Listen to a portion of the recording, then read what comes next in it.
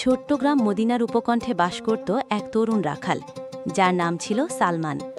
সে তার বাবার একমাত্র উত্তরাধিকারী ছিল।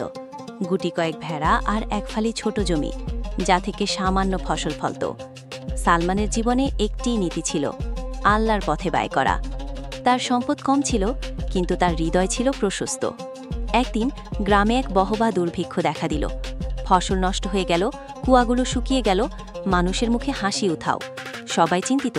সালমানের ভেড়াগুলোও দুর্বল হয়ে পড়ছিল। তার নিজের ঘরেও তেমন ছিল না।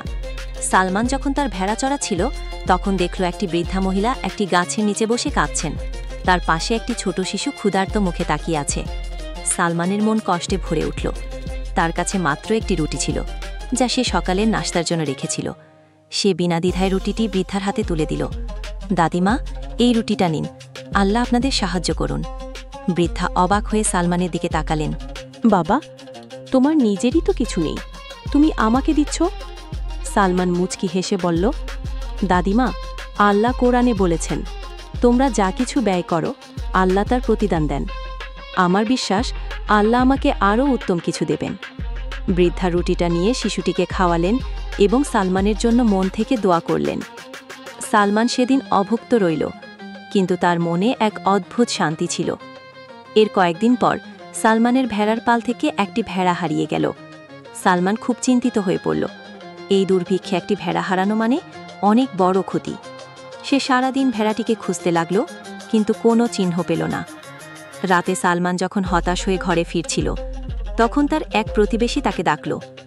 সালমান, আজ আমি আমার ভেড়া খুঁজতে গিয়েছিলাম, অনেক গভীরে চলে গিয়েছিলাম। সেখানে আমি একটি গুহা দেখতে পাই। গুহার ভেতরে একটি অদ্ভুত পাথর দেখা যাচ্ছে, যেটি চকচক করছে। সালমান প্রথমে পাত্তা দিল না, কিন্তু পরদিন সকালে তার মনে হলো একবার গিয়ে দেখা উচিত।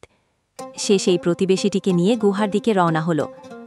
গুহার ভেতরে ঢোকার পর তারা যা দেখল, তাতে তাদের চোখ ছানা বড়া হয়ে গেল।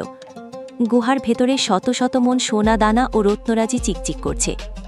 এটা ছিল সালমান এবং তার প্রতিবেশী আনন্দে আত্মহারা হয়ে গেল।